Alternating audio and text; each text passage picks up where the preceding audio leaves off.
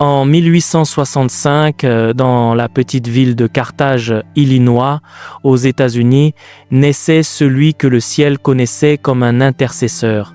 Fils d'un pasteur presbytérien, John Nelson Hyde a grandi entouré par la parole, mais ce n'est qu'à la jeunesse que la graine de la prière a commencé à fleurir. Tandis que beaucoup de jeunes cherchaient la stabilité, la carrière et le prestige, John fut touché par quelque chose d'éternel. Son frère, missionnaire en Inde, mourut sur le terrain à seulement 20 ans. Cette tragédie n'éteignit pas le feu, elle l'alluma. John entendit le même appel. Mais en se préparant à partir, il reçut un coup. On découvrit qu'il souffrait d'une grave déficience auditive. Un sourd ne pourrait pas prêcher. Beaucoup tentèrent de l'en dissuader, même des amis proches. Mais quand Dieu appelle, ce n'est pas la logique qui répond, c'est l'obéissance. Ainsi, en 1892, John Hyde partit pour l'Inde à un peu plus de 26 ans. Le voyage fut long et, sur le navire, il prit une décision qui changerait tout. Il se consacra à la recherche de la plénitude du Saint-Esprit. Plus de vie commune, plus de ministère de parole sans onction. Il voulait le feu, la présence, la réalité du ciel. Tandis que les autres dormaient, Hyde s'agenouillait dans sa cabine et criait en larmes « Seigneur, ne me laisse pas aller en Inde sans ta présence. » C'était le début d'une vie de brisement, d'abandon et de miracles. Mais qu'a-t-il trouvé en Inde? Comment furent ses débuts de missionnaire avec des difficultés pour parler et entendre? Et qu'est-ce qui l'a conduit à passer des nuits entières en prière, gémissant pour les âmes? Quand John Hyde débarqua en Inde, il s'attendait à trouver un peuple affamé de Dieu, mais ce qu'il vit fut un terrain dur, indifférent, marqué par l'idolâtrie et l'apathie spirituelle. La chaleur était intense, la langue était étrangère, et sa surdité partielle rendait tout plus difficile. Il tenta de prêcher, d'évangéliser, de faire ce qu'on attend d'un missionnaire, mais les fruits étaient rares. Ses sermons semblaient sans vie et, avec le temps, un nuage de frustration commença à planer sur son âme, jusqu'à ce qu'il s'arrête et prie. « Seigneur, ou bien tu m'enseignes à chercher ta face, ou bien je rentre à la maison, car sans toi je ne peux rien faire. » C'est dans cette crise que John Hyde entra dans sa chambre secrète et y resta.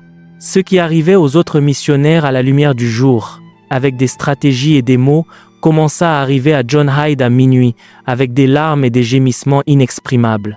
Il passa des heures à intercéder, puis des nuits entières, parfois sans manger, parfois dans un silence absolu, parfois prosterné sur le sol de terre, gémissant comme quelqu'un portant les douleurs d'un enfantement spirituel, et quelque chose commença à changer non pas autour de lui, mais à l'intérieur de lui.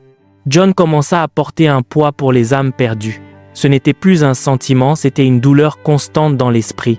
Il disait « Je ne peux pas dormir tranquille s'il n'y a pas au moins une âme sauvée aujourd'hui. » Alors, les conversions commencèrent à se produire, simples, discrètes, mais réelles, une par une. Des hindous, des musulmans et même des chrétiens nominaux commencèrent à se rendre à l'évangile, mais la récolte était encore petite. Alors, déjà affaibli physiquement, il fit une nouvelle prière. « Seigneur, donne-moi un converti par jour, un seul, mais qu'il soit vrai, qu'il ne fasse pas que prier avec moi, mais qu'il naisse de nouveau. » À ce moment-là, l'intercession de John Hyde monta à un nouveau niveau. Il commença à prier pour les noms des perdus, un par un, nuit après nuit, jusqu'à voir chaque visage se prosterner devant le Christ. Son visage changeait, ses yeux brillaient et son corps s'affaiblissait. Mais il disait, « Mieux vaut une âme sauvée que des années de vie sans fruit. Seigneur, donne-moi une âme aujourd'hui. » Avant de continuer cette vidéo, juste pour rappeler que nous avons notre livre Les Généraux de Dieu qui est désormais disponible. Si vous voulez connaître plus sur les Généraux de Dieu, si vous voulez connaître leur histoire, qu'est-ce qu'ils ont fait pour avoir cette onction, comment ils ont fait, quelle est leur routine spirituelle, et donc ces 25 biographies, le lien dans la description de cette vidéo pour pouvoir télécharger le livre rapidement. Que Dieu vous bénisse abondamment. Juste une, c'est ainsi que commença l'année 1908. John Hyde, déjà marqué par des nuits sans sommeil et des jeûnes prolongés, avait fait une alliance avec Dieu. Ne plus vivre pour des résultats humains, mais pour des fruits éternels, et Dieu l'entendit. Cette année-là, John commença à voir une conversion réelle par jour, l'un après l'autre. Jeunes, adultes et même vieillards se rendaient au Christ. Mais ce n'était pas une coïncidence, c'était le fruit de prières spécifiques, profondes et pleines de gémissements.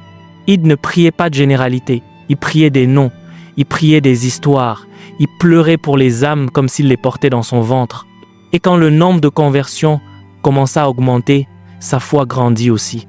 Alors il osa demander plus. « Seigneur, donne-moi 2 âmes par jour, non par vanité, mais parce que l'enfer continue d'avancer, j'ai besoin de voir ton royaume grandir. » Et à nouveau le ciel répondit, et à nouveau les fruits augmentèrent. Les rapports qui apportaient autrefois le découragement venaient maintenant avec des pleurs et de la gratitude. Les lettres envoyées aux frères missionnaires étaient différentes. Nous avons eu 2 nouvelles naissances aujourd'hui, 2 qui ont trouvé le Sauveur. Et alors il osa encore plus. « Seigneur, donne-moi 4 par jour. » Beaucoup autour de lui pensèrent qu'il exagérait, mais pour John Hyde, plus il y avait de prières, plus il y avait de foi, plus il y avait de foi, plus il y avait de fruits. C'est à cette époque qu'on commença à l'appeler l'homme qui ne dort pas et ensuite, de façon plus révérencieuse, l'apôtre de la prière. Des témoignages commencèrent à surgir. Dans une réunion, avant même que le culte ne commence, les gens commençaient à pleurer spontanément pour leurs péchés. Un évangéliste dit « Pendant que je prêchais, j'ai réalisé que quelque chose d'invisible brisait les cœurs. Plus tard, j'ai découvert que John était dans la pièce d'à côté, à genoux, en train d'intercéder. En une autre occasion, un collègue missionnaire rapporta « John priait avec une telle intensité que son corps tremblait. Quand il se levait, c'était comme s'il était sorti d'une autre dimension. Et ce n'était pas seulement des âmes. Des guérisons commencèrent à se produire, des libérations, des vies totalement transformées, mais cela eut un prix. La prière est plus puissante que la prédication, car celui qui prie touche le ciel et fait bouger la terre. John Hyde ne faisait pas qu'y croire, il le vivait. Mais tout feu qui brûle consomme. L'intensité de la vie de prière de Hyde commença à réclamer son dû. Il jeûnait pendant des jours, dormait peu, parfois pas du tout. Il passait des nuits entières à genoux et, parfois, on le trouvait prosterné sur le sol, mouillant les planches de ses larmes. Il pleurait comme celui qui tenait le poids éternel des âmes sur le point de tomber en enfer. Il priait comme celui qui a vu l'invisible. Il portait sur son dos l'angoisse du ciel pour le perdu.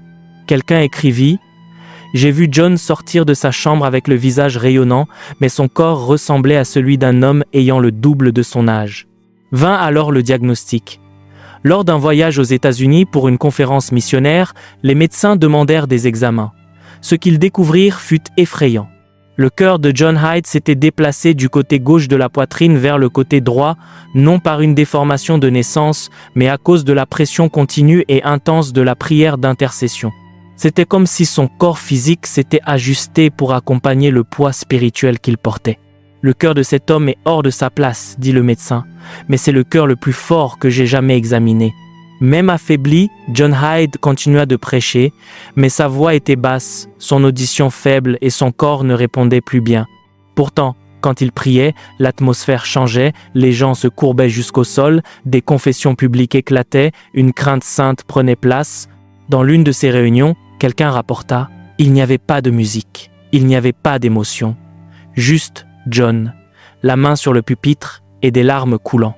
Toute la salle s'est pliée. John ne cherchait ni la gloire, ni la position. Il cherchait une chose, des âmes. « Seigneur, donne-moi des âmes ou retire-moi la vie. » Et le Seigneur l'entendit. Si je pouvais demander une chose à cette génération, ce serait ceci, plus de genoux pliés que de scènes montées.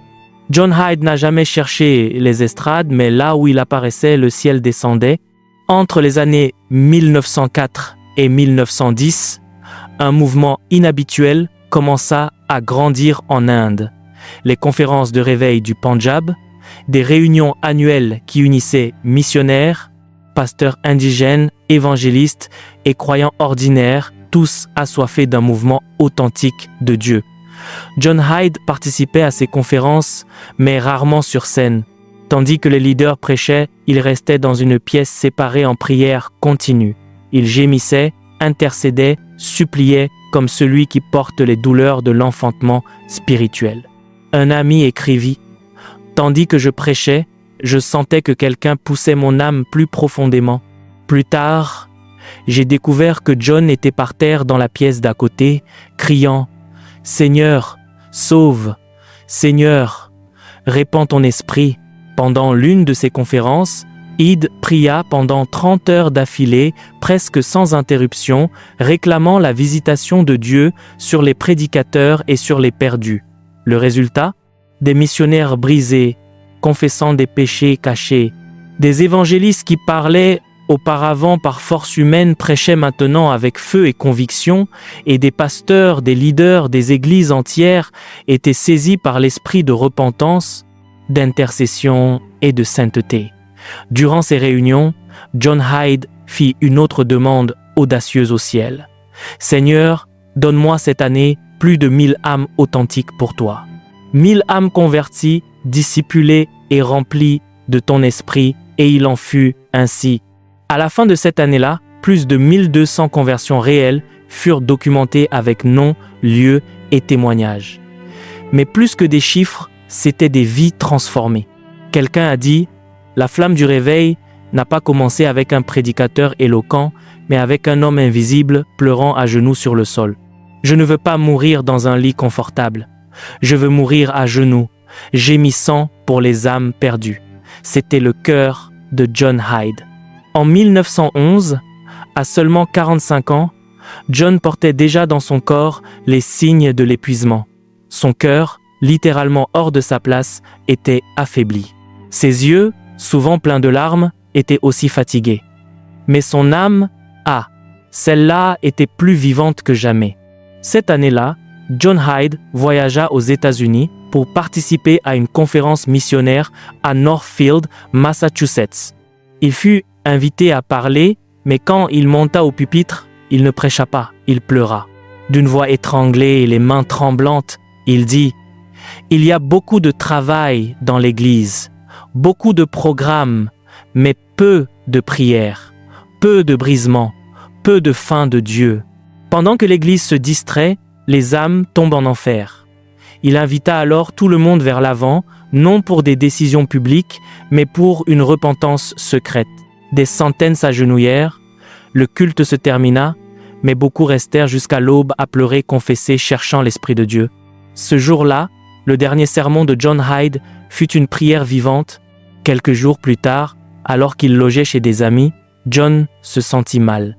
La douleur dans la poitrine était intense. Le diagnostic, collapsus cardiaque. Le cœur, déjà déplacé, déjà éprouvé, ne supportait plus. Il fut hospitalisé, mais même à l'hôpital, il priait pour les infirmières, pour les médecins, pour les autres patients. Ses derniers murmures connus furent « Jésus, des âmes, encore des âmes, qu'ils croissent et que je diminue. » Et ainsi, le 17 février 1912, John Hyde partit pour l'éternité. Il mourut à 46 ans, mais vécut avec une intensité que peu osent vivre. John Hyde est peut-être parti de ce monde il y a plus d'un siècle, mais son nom et son exemple restent vivants et son influence s'est répandue comme un feu de brousse. Les missionnaires, pasteurs et leaders à travers le monde ont continué à raconter l'impact de sa vie.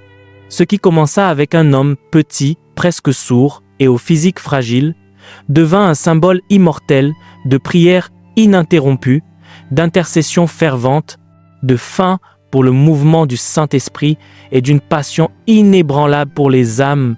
Si vous voulez voir un réveil, commencez dans votre chambre de prière. John Hyde nous rappelle qu'il n'y a pas de raccourci, que le feu qui transforme les nations commence sur l'autel secret. C'est un appel pour vous qui regardez maintenant. Soyez un intercesseur, pleurez pour les âmes perdues, persévérez dans les prières, même si le corps réclame du repos.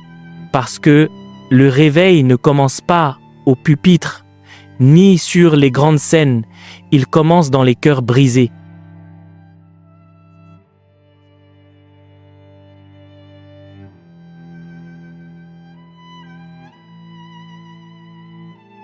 Merci d'avoir regardé cette vidéo. N'oubliez pas de télécharger notre livre Les Généraux de Dieu pour davantage connaître l'histoire de ces généraux de Dieu. C'est plus de 100 histoires inspirantes, 25 biographies à l'intérieur. Que Dieu vous bénisse abondamment.